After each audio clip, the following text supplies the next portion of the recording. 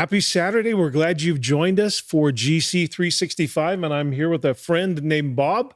And Bob, you have been a part of Gold Creek for a number of years.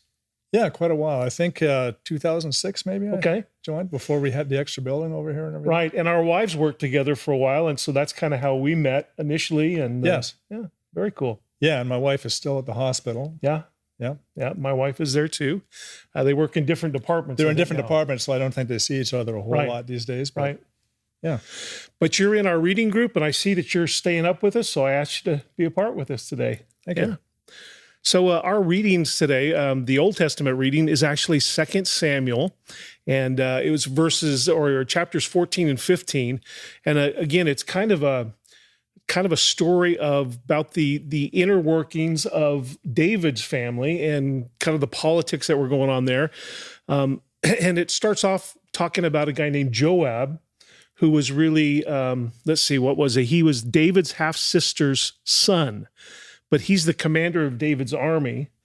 And in some of my research, I realized that Joab is the guy who, when David was trying to cover up his affair with Bathsheba, he had Joab go and put the guy at the front line to be killed. So it was, this guy's been, he certainly is a guy that follows David's lead and is a loyal, trustworthy guy, I guess, because he kind of does David's dirty work a little bit. Did you get anything out of that reading? Did anything jump out at that particular section? It's pretty convoluted, I'd say. Yeah. It's kind of hard to follow, like you say, the politics, and you know how messy politics can get. Yeah, it can. Yeah. Now, what ends up happening is David's son, before this has happened, David's son, Absalom, actually killed his half-brother because his brother raped their sister, I think a sister from another mother as well. But Yes. he kills the sister, and then he's banished, and he flees out of fear of David. And so the story kind of is at a place where Joab actually tries to, I guess, heal that relationship with Absalom and David by sending a lady who's really convincing. It says here, what was her name? It's a lady named Tekoa.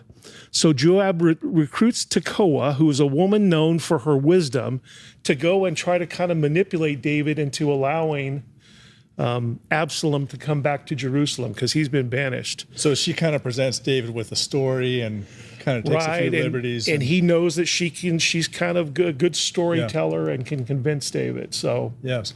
a little bit of manipulation, I think, that was going on there.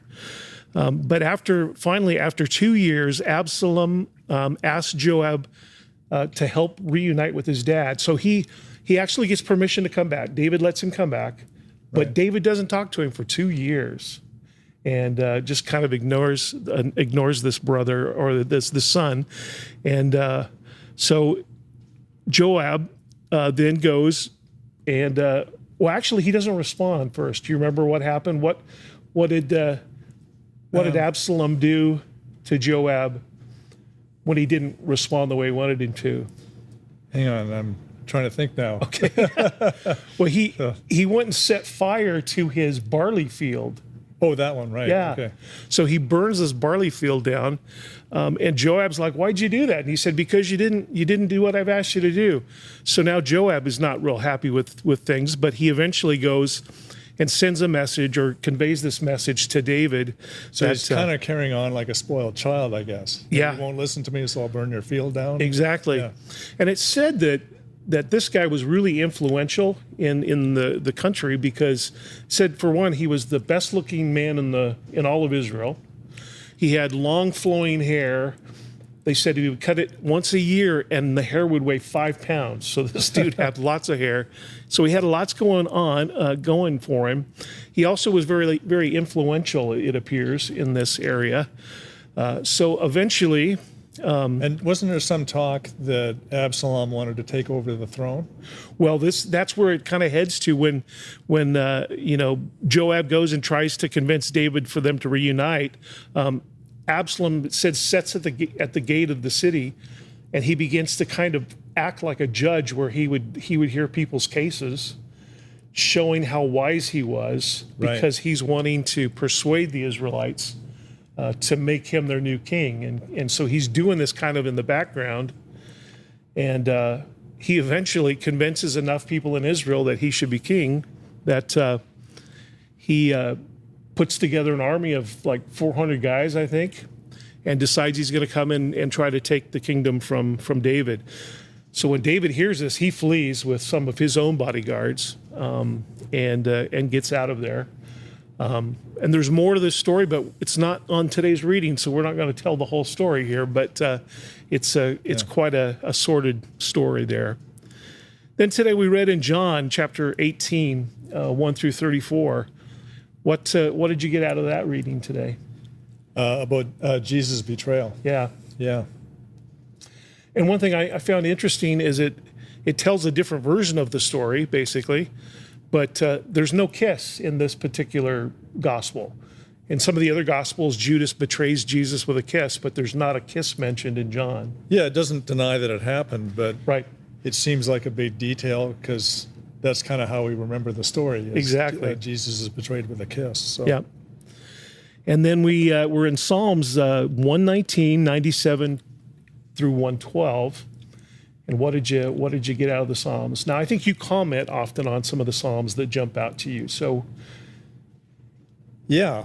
I think there's so much in the Psalms and that there's just a whole range of emotions and what have you. But this one is talking, I think, about keeping God's word on our lips, following his precepts, that sort of thing. and the pursuit of wisdom, I think that kind of Yeah. came through too, that to pursue wisdom, because you can do much with wisdom, obviously. And then our proverb for the day is Proverbs 16, verses 8 and 9. And it's just pretty straightforward. It says, better to have little with godliness than to be rich and dishonest. We can make plans, but the Lord determines our steps. So I think that's a great word for us, that we do need to be making plans, knowing that God, though, directs our steps and lights our path. Well, that can be kind of tricky because often we make plans and things don't turn out the way we expect them to. Yeah. Yeah. Yeah. But to be open, I think, to God's kind of directing as we are making progress. We may make some turns and adjustments here and there, but to be following after him and letting him light our path and go that way. Yeah. But anyway, that's our GC 365 for today. Enjoy the rest of your day, and we'll see you next time.